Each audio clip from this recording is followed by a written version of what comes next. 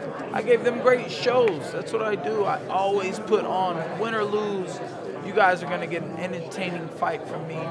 And I guarantee that always. How close will you be on that pay-per-view card?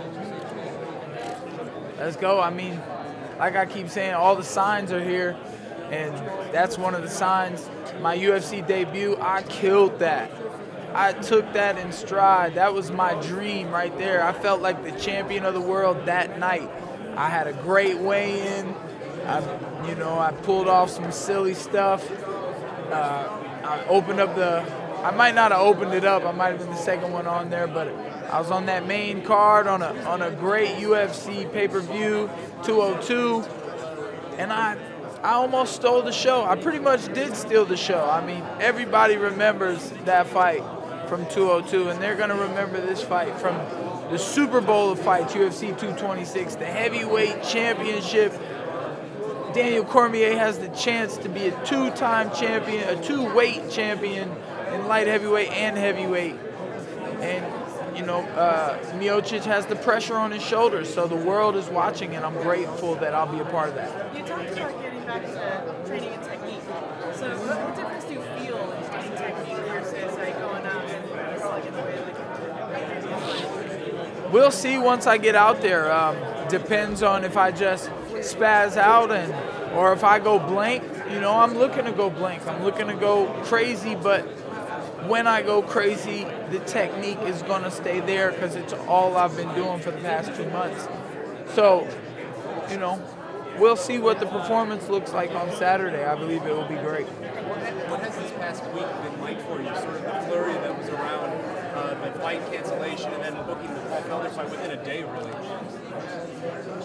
Yeah, I was never worried when I didn't lose an opponent because I got a short notice on 3 days, and I was wondering who might step up to fight Ortega in 3 days to get that paycheck. That money will make people do a lot of things. So, but I like having the date set. I like having my mind on the time. I prepare my body well to go in and, I don't miss weight. I don't get hurt. I don't pull out of fights. I'm always professional. I show up. I perform and entertain. And that's why I'm going to get everything I want in life. I sort of understand why Brian Ortega would not want to take a replacement fighter in this situation. Depends. Did he get paid?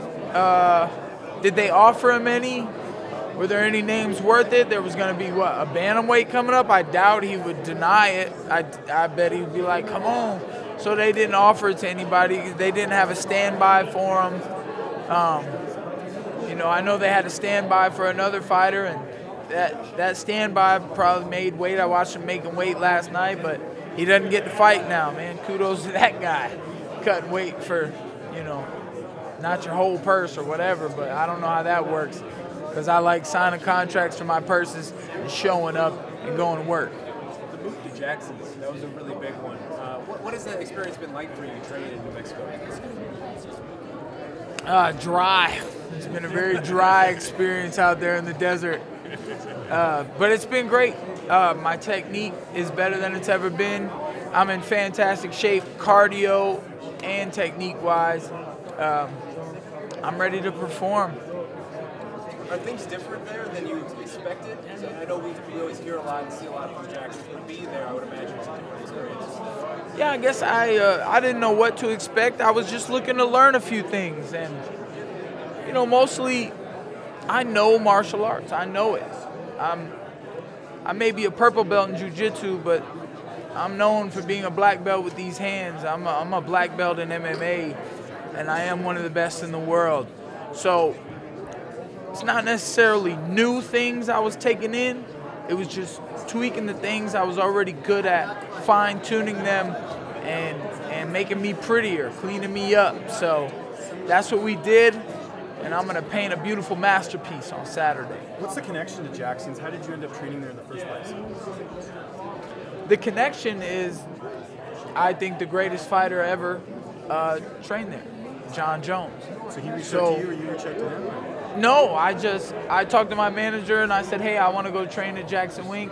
I met Greg Jackson at a couple of different UFC events, and he was always very kind.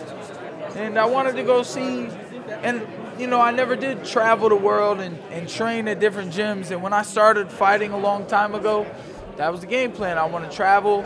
I want to train with the best people, best fighters, best gyms. I got stuck in one place for a long time because I loved my people. I loved what we were doing, and it was working. And it wasn't that it wasn't going to work anymore. It was that my mind was bored. I just got bored. And so I started getting punched in the face because it made me feel like I was having more fun or something. So it made me feel alive.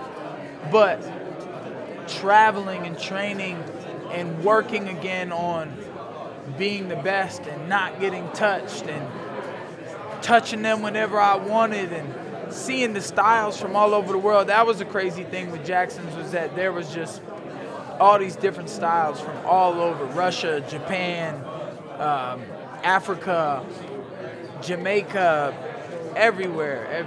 Everywhere you could think of, there were fighters from. So, Who's going to be in your corner for this fight? Greg Jackson, Winkle John, and Frank the Tank.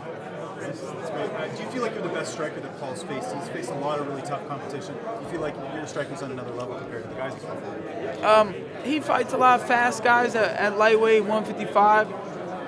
They're good. You know, if you look at fighting, the smaller the guys are, the higher their technique is. It has to be, because they don't have the strength and power that we might have at 170. But because of that strength and power, and I believe I'm one of the best boxers, strikers in the UFC. You know, so I definitely think I'm the best guy he's ever fought in his life. I mean, he's probably the best guy I've ever fought in my life. I don't know if he could beat Ponzinibbio. I fought some pretty good welterweights, man. Ponzinibbio has the best welterweight record, and I gave him hell. Yeah, you did. So, just as far as Paul, you know, he is a pretty big 155er, so people might suggest that 170 would be the best weight class for him, but do you feel like you're going to be stronger than him in the cage on Saturday? absolutely. I got this weird thing about me, man. I got this inner strength that comes from somewhere else, but we're about the same size, I'd have to say, me and Paul. I don't cut much weight.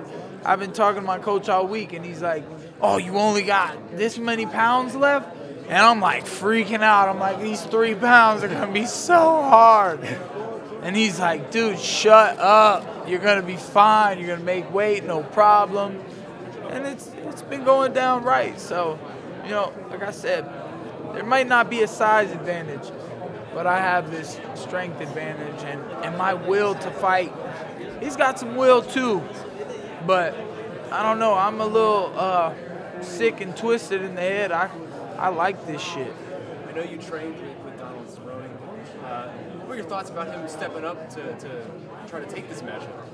Well, that's what that guy does, man. He fights. He likes to take short notice fights. To be honest with you, I like short notice fights.